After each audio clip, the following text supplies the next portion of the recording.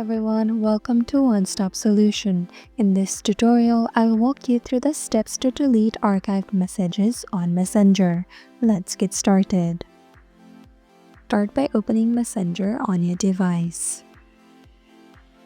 Tap on the hamburger icon at the top left. Tap on Archived. Here you will find all your archived messages. To delete it, simply tap and hold on their profile, then tap on Delete.